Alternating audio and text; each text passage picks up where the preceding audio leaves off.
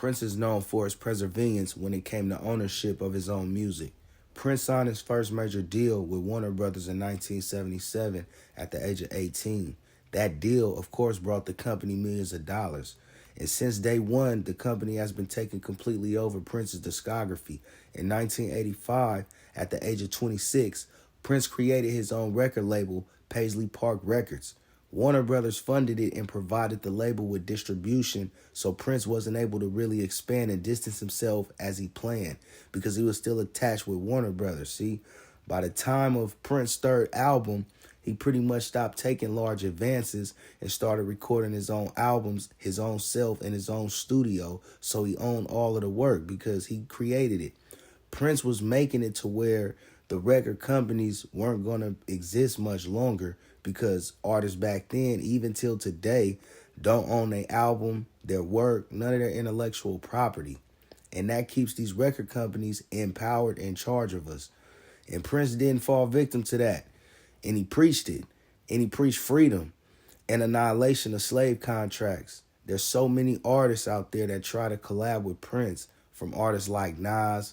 One time Prince came to Nas' album release party and Nas asked to do a collab with him. And Prince replied, "You own your masters?"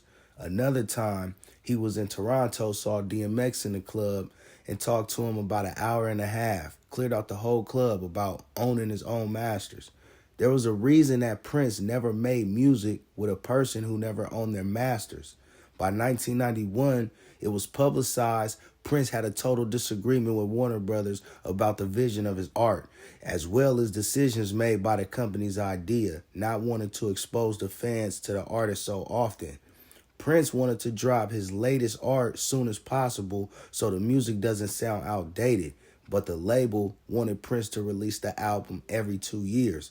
Prince wanted to release an album once a year. Prince didn't have full control over his album covers, his singles. Prince didn't have no creative control and didn't even own his name. Prince changed his name to an unpronounceable symbol and referred it to the artist formerly known as Prince in 1993 in rebellion against Warner Brothers. Prince formally adopted the love symbol as the stage name. The company no longer had creative control over the name Prince. He was able to maintain complete creative control over his music, and Prince starts to warn the world and young artists at this time how record contracts are slavery. Prince began his action by performing, doing interviews, and just presenting himself in general with the word slave written on his cheek.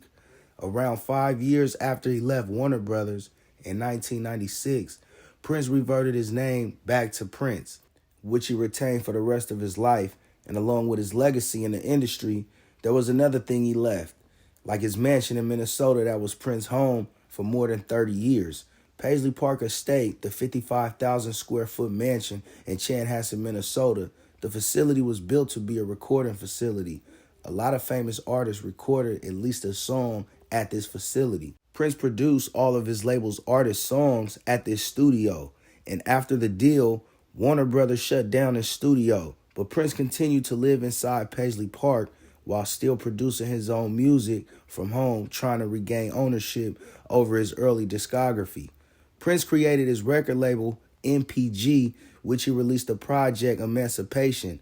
That went platinum quickly, all while making a profit off of the negative experience he had with the crooked industry. In 1999, Prince tried to buy his art back from Warner Brothers, and the company response was, of course, no.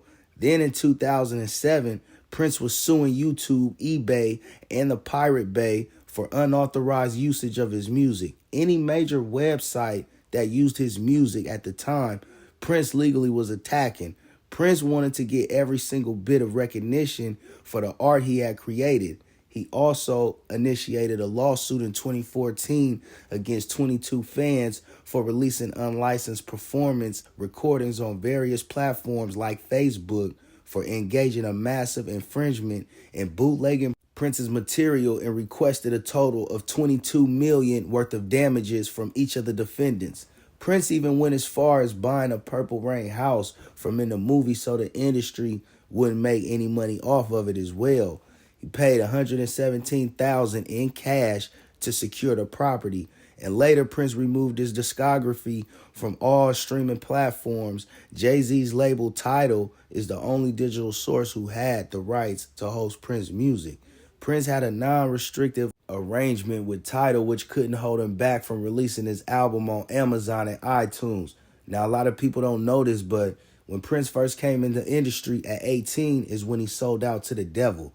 Prince went as far as telling the world on Oprah Winfrey's show how he was demon possessed and there's another person living inside of him. Many artists do this, like Beyonce and her Sasha Fierce demonic spirit, which we knew because these demonic beings were communicating to us through Prince with his sexual perversion.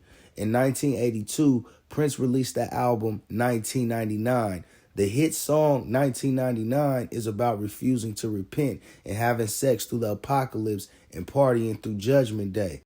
I'm going to be breaking down an album cover fully demonic and the hidden messages starting with the letter P, which is an upside down flame. The letter I is shaped like the number 1, and right in the middle is the all-seeing eye with the word revolution written backwards. In the letter R, you see arms and hands reaching out of the sky, and these arms represent the deaths. Notice most of the letters are flames or have actual fire burning at the bottom of the letters, which symbolizes death and hell or cast into the lake of fire. You see the Illuminati staircase on the letter E. If you flip the cover upside down, 999 is 666, and that's the devil's number right in front of your face. And the 1 is shaped like a penis because the devil is saying, fuck all you motherfuckers. This album cover represents the second death.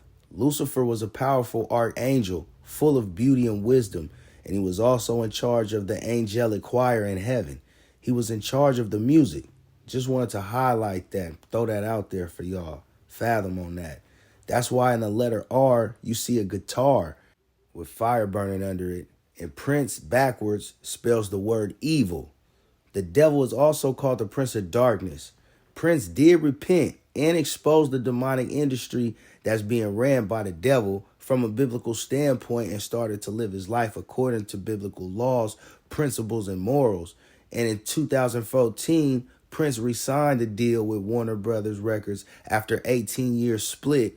And the same reason he re-signed is the same reason they killed him. Prince was about to make a move towards taking over the company. He was going to audit them and get the artists to audit them. At the same time, he audited them, and that takes out all their scapegoats. If Prince would have done this, some of those industry people would have fucked with him, and the ones that didn't, after Prince bought the company, he was going to come back and fire their ass. Prince would have owned all of Warner Brothers, Batman, Superman, Flash. You think a white man would let a black man own that? Fuck nah. They'll kill you for that shit. Each one of those is making trillions of dollars, and some of them motherfuckers did 15, 20 seasons. So how much you think the channel is making? Prince was the only artist to sell more than 1 million digital and physical albums in 2016 and sold a total of 5.4 million digital songs, putting him ahead of Drake and Adele. He owned 100% of his songs. He owned 100% of his catalog. He owned 100% of the complex Paisley Park with no loans. None of that was covered by any debt. Paisley Park didn't even come out of Prince's pocket. It was a write-off because Paisley Park, the label, was not cross-collateralized with his royalties. That's why Prince kept bringing out the self-indulgent projects. Warners were losing a ton of money on Paisley Park and wanted to put a stop to it. Prince had a lot of money and he wanted to buy Warners.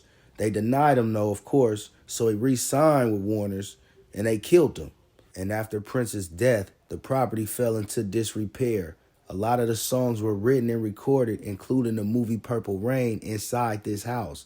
He told us in the song Let's Go Crazy, the reference to the elevator, Bring Us Down. He said the elevator meant Satan. As I recall, they found him dead in that same house in his elevator.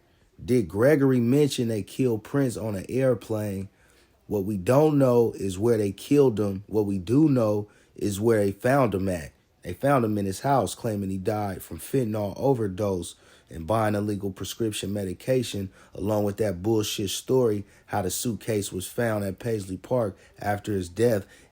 and contained several prescription bottles in the name of Kirk Johnson, a personal friend and employee of Prince since the 1980s.